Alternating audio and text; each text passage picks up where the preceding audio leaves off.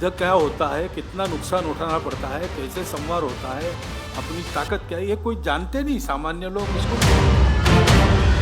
कि अपनी सुरक्षा के मामले में हम लोगों को स्वनिर्भर होना ही पड़ेगा।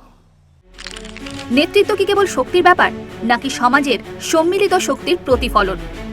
নাগপুরে আরএসএস প্রধান মোহন ভাগবতের সাম্প্রতিক ভাষণে উঠে এলো দ্বিতীয় বিশ্বযুদ্ধের এক ঐতিহাসিক ঘটনা, যেখানে একটি জাতি দাঁড়িয়েছিল আত্মসমর্পণের সামনে। আর ঠিক সেই সময় সমাজের অদম্য মনোবল ইতিহাস ঘুরিয়ে দিয়েছিল। ব্রিটেনে সেই সময় প্রায় নিঃশেষ হয়ে গিয়েছিল সেনাবাহিনী, বিমান বাহিনীও। যুদ্ধের চাপ ও বোমাবর্ষণের ভয়ঙ্কর সময় দেশের মন্ত্রিসভা চেয়েছিল সমঝোতার রাস্তায় যেতে। প্রধানমন্ত্রী গিয়েছিলেন রাজপ্রাসাদে, বলেছিলেন সমঝোতা ছাড়া উপায় নেই। রাজা জিজ্ঞেস করেছিলেন এই সিদ্ধান্ত কে নিচ্ছে? চার্চিলের উত্তর ছিল জনগণ। এরপর তিনি নামেন মেট্রো স্টেশনে, মুখোমুখি হন সাধারণ মানুষের, আর সেখানেই পান প্রকৃত নেতৃত্বের উৎস, জনতার প্রতিরোধের শপথ। द्वितीय महायुद्ध में लगातार महीना भर अपनी पूरी ताकत एक करके हिटलर ने लंदन पर बमबारी की ताकि झुक जाए। देश का नेतृत्व था तो विचार करने लगा कि शरण जाना चाहिए क्या, सेना समाप्त हो गई, वायुसेना नहीं है, नौसेना बकी नहीं है,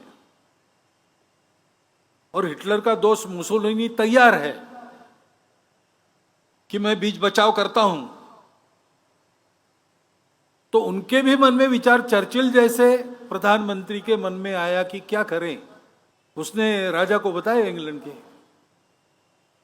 कि मेरा मन तो नहीं है, लेकिन मेरा मंत्रिमंडल चाहता है कि हम लोग संधि कर लें और नुकसान से बचे, सारा विनाश हो रहा है और रोकने की ताकत हमारी नहीं है।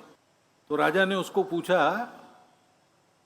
कि तुम्हारे मंत्रिमंडल ने तुमको चुन के दिया, किसने चुन के दिया? उन्होंने कहा जनता ने। तो प्रसंग ऐसा वर्णन करते हैं कि चर्चिल इंग्लैंड की मेट्रो में घुमा और उसने लोगों से बात कर रही। अब युद्ध क्या होता है, कितना नुकसान उठाना पड़ता है, कैसे संवार होता है, अपनी ताकत क्या है, ये कोई जानते नहीं सामान्य लोग इसको नहीं जानते। लेकिन उनके मन में एक देशभक्ति है, तो वो चर्चिल को बताने लगे कि बिल्कुल शरण नहीं जाना, हम लड़ेंगे, गली गली में लड़ेंगे, हमारे पास कुछ नहीं तो बर्तनों से लड़ेंगे। वास्तव में ऐसा लड़ना पड़ता तो क्या होता, उसकी कल्पना उनको नहीं थी, लेकिन उनका नीति धैर्य ऐसा था। নাগপুরের সরসংঘচালক ভাগবতের বার্তা ছিল স্পষ্ট, সময় এসেছে আত্মনির্ভরতার। বর্তমানে যুদ্ধের রূপ বদলেছে, সাইবার, ড্রোন, ছদ্ম আক্রমণ সবই নতুন যুগের চ্যালেঞ্জ। আর এই চ্যালেঞ্জের জবাব মিলবে তখনই যখন প্রযুক্তি ও প্রশাসনের পাশাপাশি সমাজও প্রস্তুত থাকবে, ঐক্যবদ্ধ থাকবে। और युद्ध के प्रकार आजकल बदल गए। आमने सामने आकर लड़ना, जो जीतेगा वो सिकंदर, ये नहीं रहा। अपने घर में बैठकर ही बटन दबाकर इधर ड्रोन्स छोड़े जा सकते हैं। युद्ध की नई नई तकनीकें आ रही है,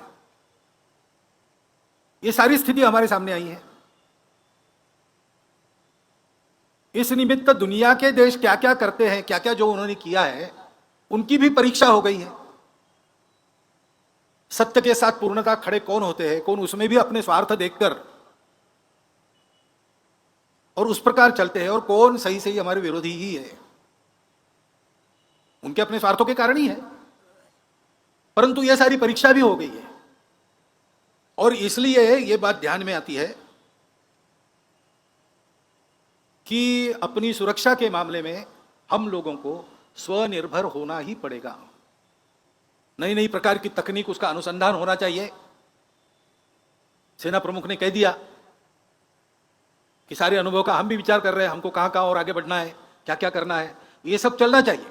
सेना, शासन, प्रशासन, ये सब लोग ये करें, परंतु केवल इनसे नहीं होता। असली बल तो समाज का होता है। দ্বিতীয় বিশ্বযুদ্ধের শিক্ষা আজও প্রাসঙ্গিক। বিভাজনের নেতৃত্ব শেষ পর্যন্ত ভয় বয়ে আনে, আর ঐক্যের নেতৃত্ব গড়ে তোলে ইতিহাস। সমাজই সত্যিকারের নেতা তৈরি করে। देश का असली बल उसके समाज का बल होता है, और इसलिए हमारे समाज को बहुत सजग रहना चाहिए एक रहना चाहिए। এই ভাষণে স্বর সংঘচালক মোহন ভাগবত ভারতের জনগণকে ঐক্য, আত্মনির্ভরতা এবং সতর্কতার মাধ্যমে জাতীয় শক্তি গড়ে তোলার আহ্বান জানিয়েছেন, যা দ্বিতীয় বিশ্বযুদ্ধের ইতিহাস থেকে শিক্ষা নিয়ে বর্তমান প্রেক্ষাপটকে অত্যন্ত প্রাসঙ্গিক করে তুলেছে। Bureau report, Bengal facts.